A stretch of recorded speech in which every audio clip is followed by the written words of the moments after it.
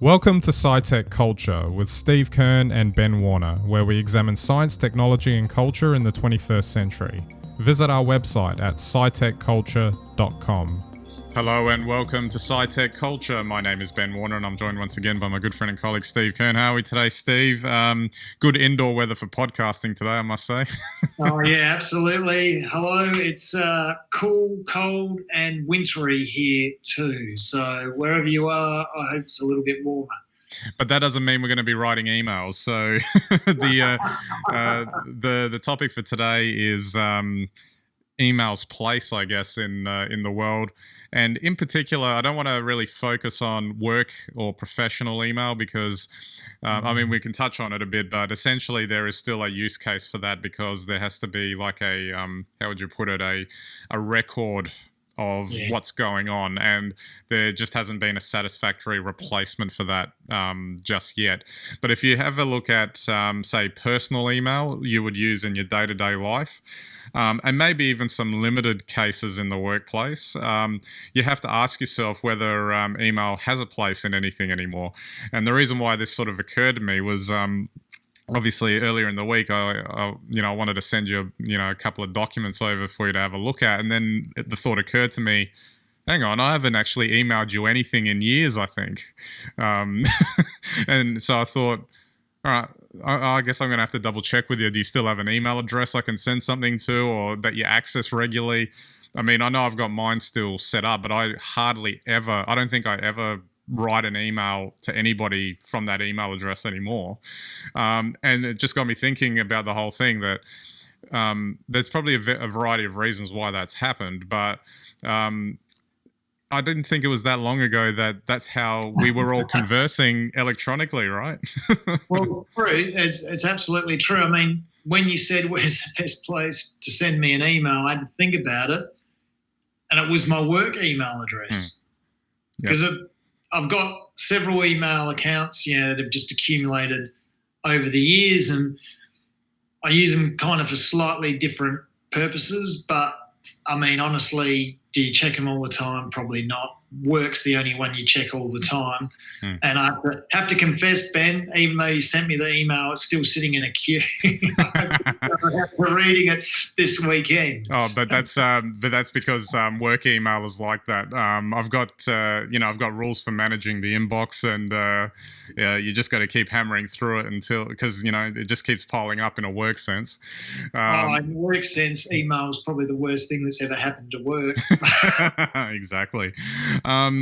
There's probably, just in terms of touching on reasons for all of that, I think a big shift probably occurred when messaging really took off on mobile devices. Now, it's been obviously quite a while, so, we've had the modern smartphone, so to speak, for over a decade. But the actual, it might have been, I can't exactly say when it started, maybe 2012-ish, maybe around then.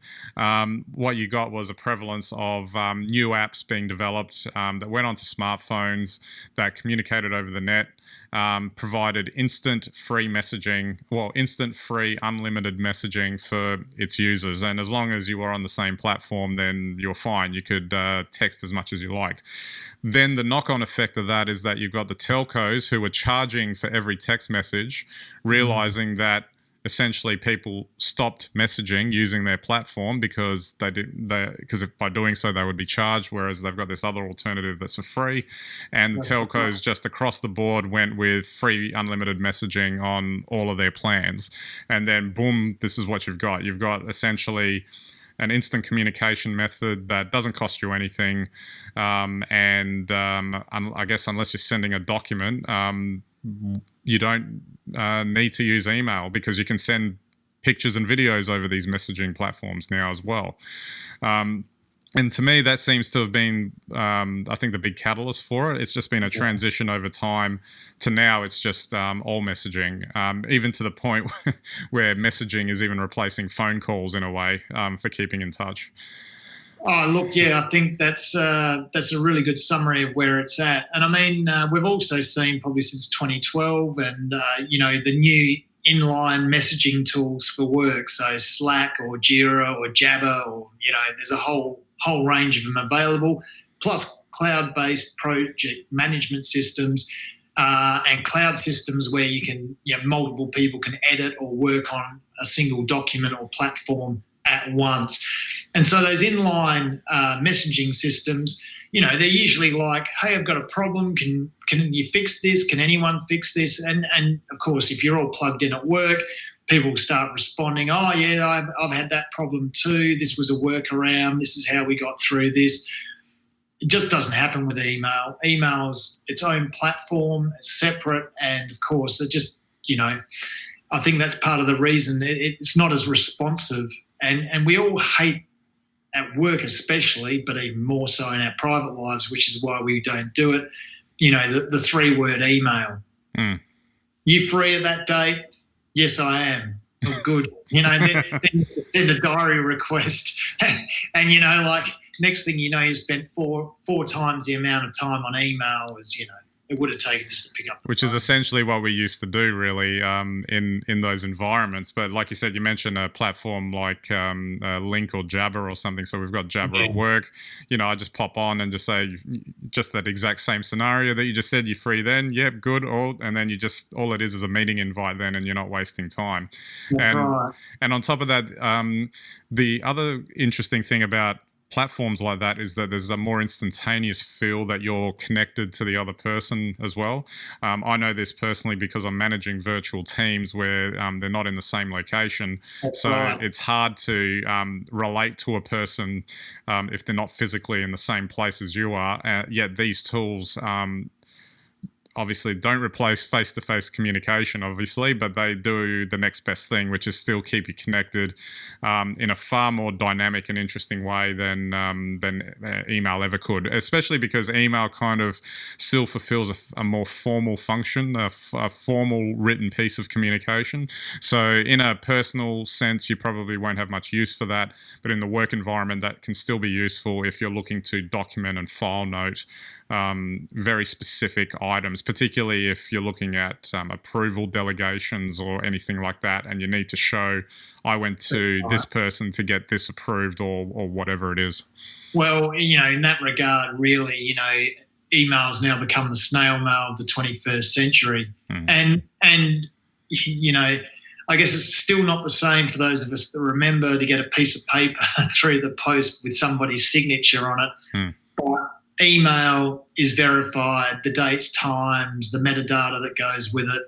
You send an email, that's as good as your signature, or probably better than a piece of paper with a signature on it in terms of being validated. So, I think email will exist in the future as that formal record. But I think generationally, especially with, kids today now entering the workforce, they use Snapchat, Messenger, all those sorts of things. And we know that Jabber and Slack and those other platforms like that are really just professional versions of that, where you plug in your work groups, you talk to them directly, you upload documents, and it saves so much time because you never move out of that platform, whereas email is the old, I guess, Microsoft Outlook, Microsoft Word, it's platform, and you're switching screens all the time. And there's the opportunity to do so much more with those platforms than what email could, which, and another, apart from the ones you mentioned,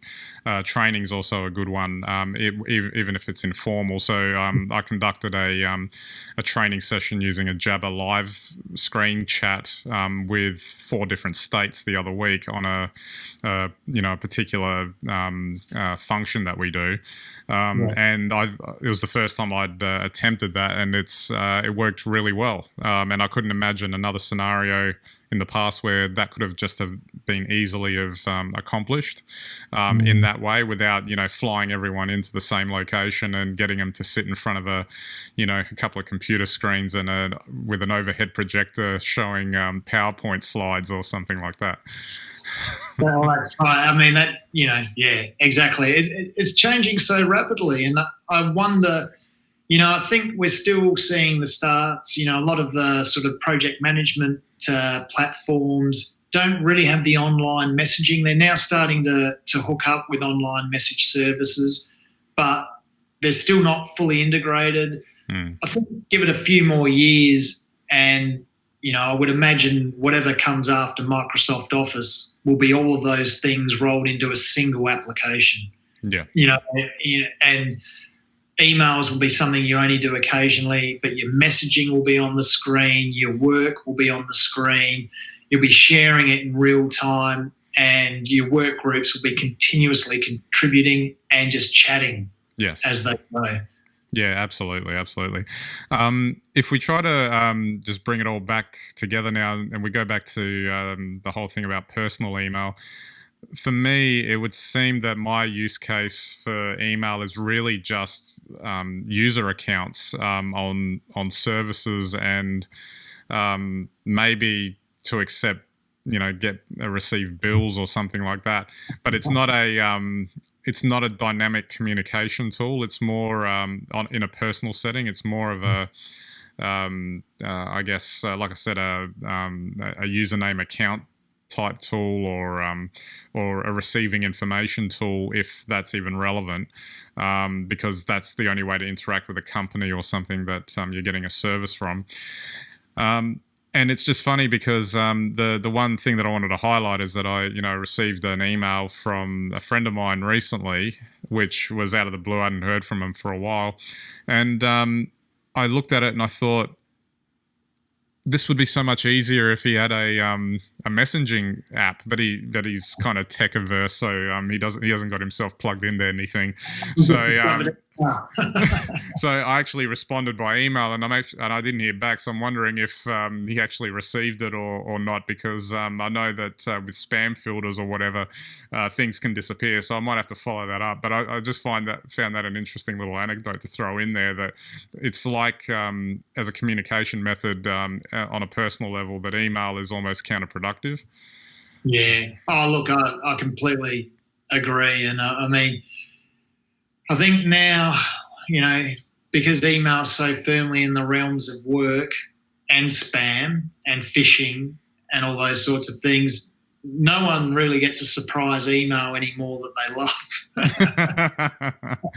And that I think is just in the back of our psyche. No one, it's just a reason not to love email. It's a bit like today with mail, snail mail, probably the only thing you're going to receive in the post is a bill. Yeah, exactly.